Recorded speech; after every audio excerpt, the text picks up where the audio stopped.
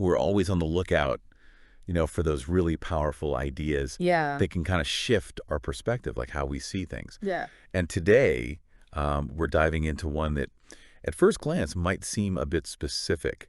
It comes from a book called Cherish, the one word that changes everything for your marriage. Okay. Now, I know, before you tune out thinking, oh, this is all about like wedding anniversaries and stuff, Right. hear me out.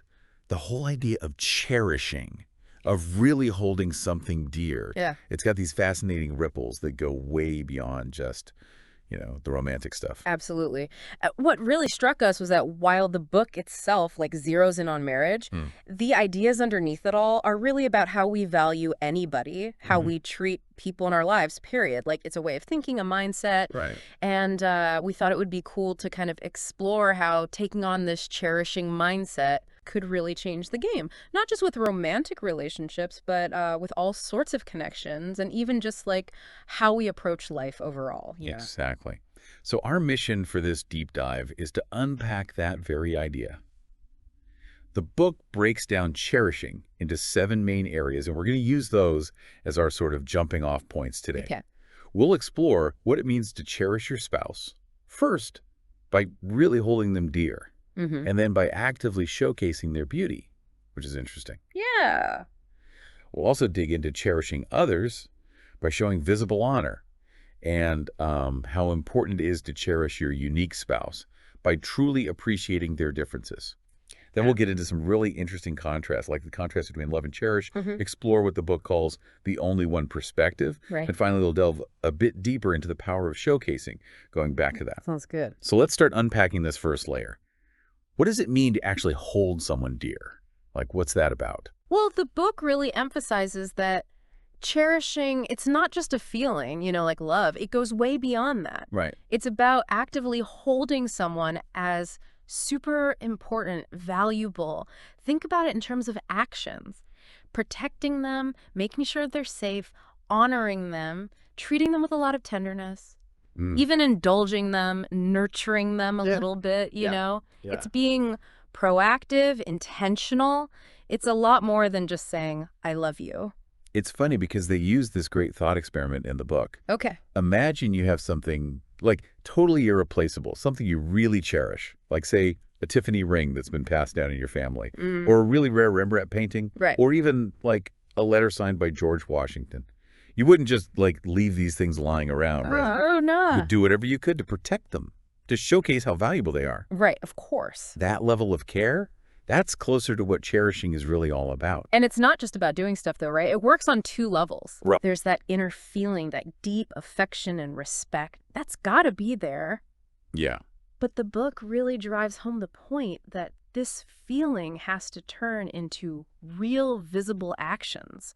Like, that's where the real power comes in, It says that when you genuinely cherish your spouse or, anybody that's really important to you, it ends up enriching the relationship on all these different levels, emotionally, spiritually, even in those little everyday interactions. It really made me think about those classic wedding vows we've all heard a million times, to love and to cherish. Yeah. The book points out something interesting.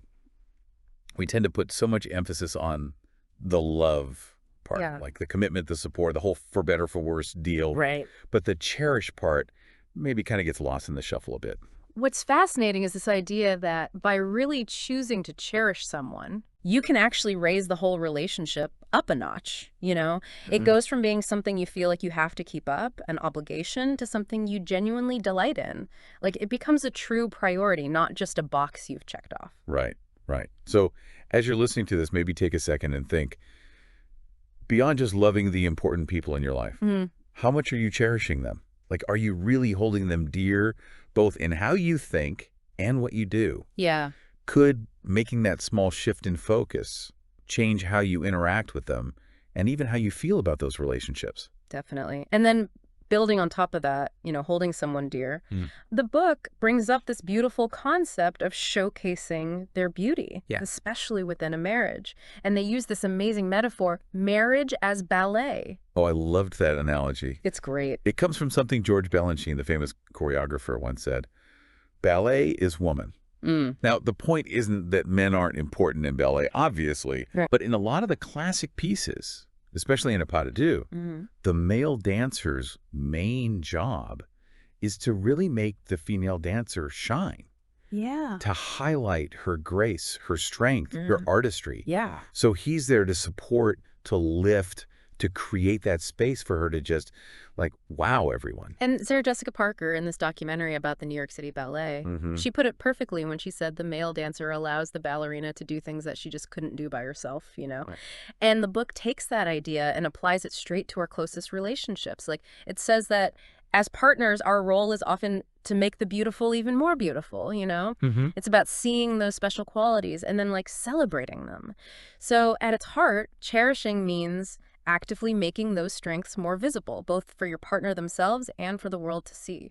It's not just a passive thing. No. It's making a choice to highlight those amazing parts of them, Yeah. whether it's their wisdom about something, their leadership skills, their generosity, their knack for making people feel welcome. And it's about creating opportunities for those qualities to shine, even in front of others. Exactly. The book even suggests this really practical thing to ask every day. Like, how can I support you today? Oh, yeah. How can I make your day better? Like, constantly being aware of how to lift your partner up, help them thrive. And they give this great example with Dr. Hugh Ross, the astrophysicist, and his wife, Kathy.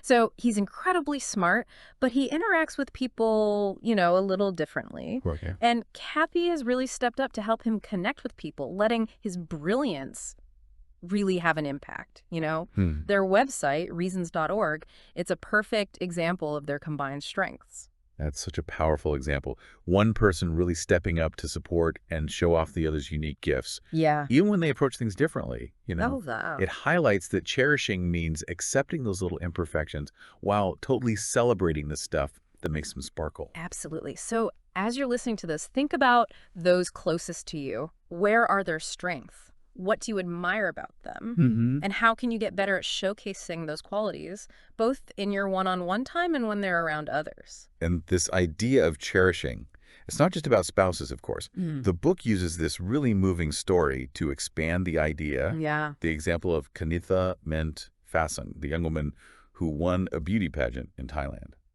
And then, in this incredibly moving gesture, knelt down before her mother, Oh, yeah. who worked as a garbage collector. That image is so powerful. It really sticks with you, doesn't it? It does. Here's this woman who suddenly achieved this glamorous status, you know, in the eyes of the world. And her first instinct is to publicly honor her mom's hard work and dedication. It's amazing. That single act brought her mother's story, her dignity, to the attention of millions. That's the heart of cherishing others in a visible way. Yeah. It's about making that appreciation known so that other people can see it. Mint's action wasn't just a private feeling. It was this really public demonstration of her love and respect. It was. And the book emphasizes this idea that when you give something special attention and care, it naturally pulls people's focus. Right. That's what Mint's kneeling did. It highlighted her mother's worth and sacrifice in this really profound, unforgettable way. Think about a time you've seen something like that. Yeah. A time when someone went above and beyond to really honor or appreciate another person. How did that make you feel? It's recognizing that inherent value in someone, you know, the deliberate choice to show you hold them dear. Yeah. That's at the core of cherishing. Now, the book then shifts gears a bit and talks about cherishing your unique spouse, like really valuing them for who they are, embracing all those quirks and differences. And they share this story, kind of unsettling actually, about 7 husbands who all felt loved by their wives, but none of them felt truly liked. It's true, you know, feeling loved, it gives you that sense of security and commitment. But feeling cherished, that's a deeper level, right? It suggests that someone is genuinely delighted by you, enthusiastic about who you are at your core. It really does. And the book draws on the Song of Songs here, highlighting that passionate, appreciative element of cherishing. Yeah. It says that when a wife truly cherishes her husband, it naturally motivates her to pursue him, you know, to actively seek connection and intimacy.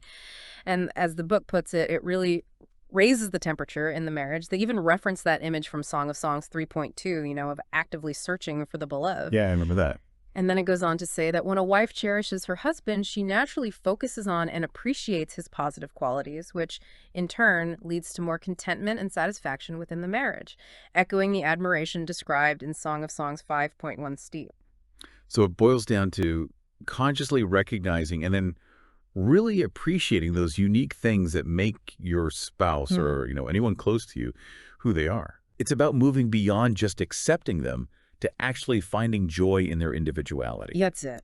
And this leads into a really insightful part of the book where they contrast the ideas of love and cherish.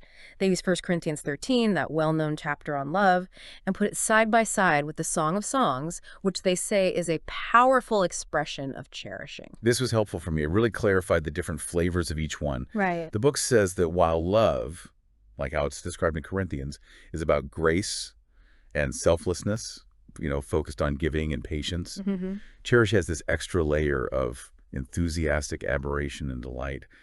Love can be quiet and steadfast, whereas cherish tends to be more expressive, even like boasting about the beloved. What's key is the different focus. I think love in that context thinks selflessly about what the other person needs, Yeah. while cherish, although it's not selfish, actively focuses on praise, always highlighting the good, the admirable qualities. Love is about enduring, hoping for the best, while cherish is about celebrating the best things about someone. And while love is, at its core, about commitment, cherish is very much about delight and passion. The book is really clear, though, that these aren't like opposing forces. They actually work together beautifully. You really need both love and cherish for a relationship to truly flourish. And it suggests that by intentionally cultivating cherish, you can actually love more vibrantly. I agree. And this leads to a really good question for you, the listener. Which do you tend to emphasize more in your own relationships, love or cherish? Yeah. And maybe where could you be more intentional about bringing in more of the other, finding a better balance? Now let's dig into this idea of the only one perspective. It's intriguing. Yeah. The book says that to really cherish our spouses, we need to kind of train ourselves to see them as if they're the only man or woman in the world for us. They draw this powerful comparison to Adam and Eve in the Garden of Eden. Think about that story. Adam had no point of reference, no one else to compare Eve to. His appreciation was total, just because she was. The book argues that we need to cultivate that same kind of singular focus on our spouses. They even bring up that beautiful line from Song of Songs 6.9, my dove, my perfect one, is the only one. It makes me think about that feeling on your wedding day, seeing your partner walking down the aisle. In that moment, they're completely the center of your universe. Yeah. The book challenges us to try and hold on to some of that exclusive focus in our everyday lives, which I think is hard. It is. And it also warns us about this common trap comparison. Just like a beautiful 2-carat diamond might suddenly seem less impressive if you put a 3-carat diamond next to it. Yeah. Even though it hasn't actually lost any of its value.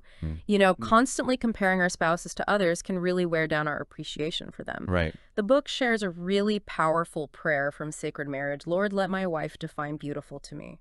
It's about shifting that internal standard of yours. That prayer is so powerful. Yeah. It's about retraining your mind to see your spouse as the ultimate embodiment of what you find beautiful and desirable, and recognizing that, that definition will evolve as they do. Absolutely. The book also talks about the harmful effects of things like pornography, which unfortunately can actually rewire your brain to appreciate your partner less. It's true. They share a very encouraging story, though, of a young husband who, after overcoming that struggle, found that his appreciation for his wife returned. That's good to hear.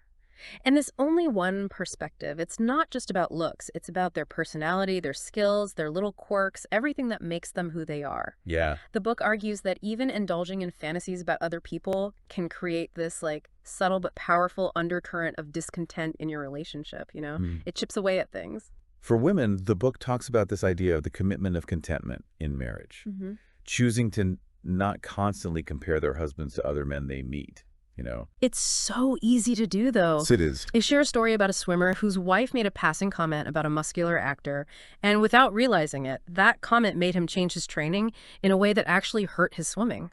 It highlights how even seemingly harmless comparisons can be misinterpreted and have these unintended consequences. It's crazy how that stuff works. It is. The main message here is that no one can be everything. Right? Yeah. One of the best gifts we can give our spouse is to fully accept them for who they are, to see them as our Adam or our Eve, without always dwelling on what we think they lack compared to others. Right, right. The book gives this relatable example of a wife complaining about an unemployed husband playing video games while completely missing, taking for granted, the hard work of a husband who is employed, even if it's not glamorous. It's about perspective, isn't it? It really is. And it all comes down to owning your choice in marriage, like Right. really choosing to cherish that choice. The book suggests a process for actually retraining our minds to see our spouse as our only one. It involves understanding those biblical principles, praying about it, making a conscious decision in our minds, and then following through with real action. It's not just wishful thinking. No, no. And this shift in how we see things, it can lead to greater contentment, gratitude, and genuine joy in the relationship. So, as you're listening, ask yourself, how much are you choosing to see your spouse, or maybe another close person, as your only one? What small changes in your thinking could lead to big positive changes in how you feel and act toward them? That's a good question to consider. Now, let's circle back to this idea of showcasing, which we touched on earlier, Okay. with that marriage's ballet metaphor. The book comes back to it, emphasizing how important it is to be willing to play what Leonard Bernstein called second violin, for the Okay. sake of the overall harmony. I love that analogy. Bernstein talked about how crucial it is to find a second violinist who plays with just as much passion and skill as the first. That's what makes the music really rich and full. And the book connects that straight to Jesus' teaching in Matthew 20.28 about coming to serve rather than being served. In our closest relationships, it's so important to regularly ask ourselves, am I mostly focused on showcasing my spouse? Or am I more worried about whether or not my spouse is showcasing me? It's a good check-in. It is. The book also warns against putting our personal success in our jobs, our hobbies, whatever it is, ahead of cherishing and showcasing our spouse.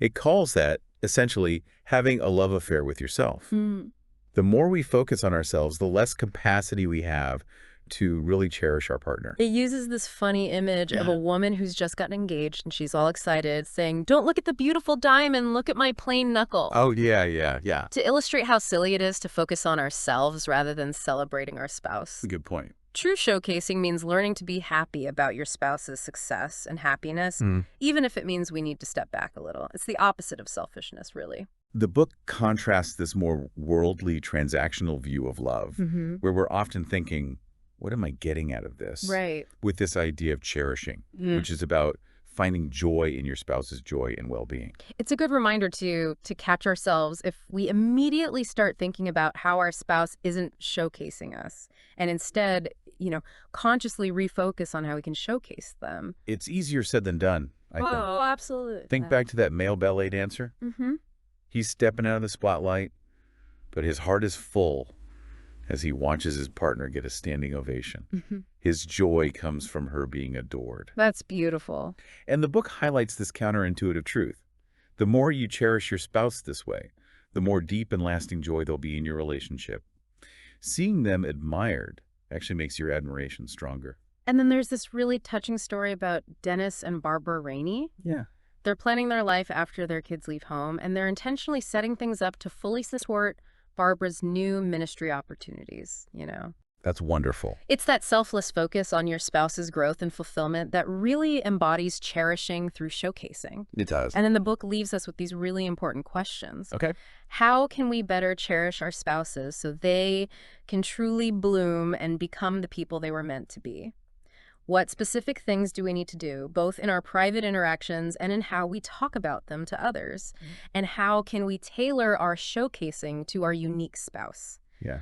Taking into account their personality, their gifts, and even being mindful of supporting their weaknesses. Yeah. They offer these practical examples, like staying close by an introverted spouse during social gatherings, or making sure a spouse who needs alone time gets that space to recharge. It makes sense. It does. They even quote Tyler Ward from Marriage Rebranded. He says, "Love is giving for the sake of our spouse's becoming," which is so powerful. Wow. And they wrap up by saying that even in the most compatible couples, a marriage will get stale without this mutual showcasing. It's that deliberate and consistent cherishing, that active support and celebration of each other that creates deeper intimacy and lasting happiness. It goes so much deeper than just, the ups and downs of romance. Exactly. So think about it right now. What's one concrete thing you can do to actively showcase your spouse or another important person in your life really soon? So to sum it all up, this deep dive into cherishing, which was inspired by the book, shows that it's way more than just a warm, fuzzy feeling. Yeah. It's an active choice we make, a way of holding someone dear, honoring them, and showcasing them consistently. Mm. And changing our perspective in this way can have a huge impact on all our relationships and how we interact with the world. We really encourage you to spend some time thinking about these principles. How can you weave this idea of cherishing into your own life and how you treat the people around you? And here's one last thought to ponder. What might change if you shifted even a little bit of your focus in your relationships from what you get to what you give, in terms of appreciation, honor, and celebrating the other person? What unexpected changes might happen? Food for thought. It is. Well, thanks for joining us on this deep dive. We hope it's given you some valuable insights. We did too. Thanks for having me. Until our next exploration, we're always on the lookout, for those really powerful ideas Yeah. that can kind of shift our perspective, like how we see things. Yeah. And today, we're diving into one that, at first glance, might seem a bit specific. It comes from a book called Cherish, the one word that changes everything for your marriage. Okay. Now, I know, before you tune out thinking, oh, this is all about like wedding anniversaries and stuff, Right. hear me out. The whole idea of cherishing, of really holding something dear, Yeah. it's got these fascinating ripples that go way beyond just, the romantic stuff. Absolutely. What really struck us was that while the book itself zeroes in on marriage, Hmm. the ideas underneath it all are really about how we value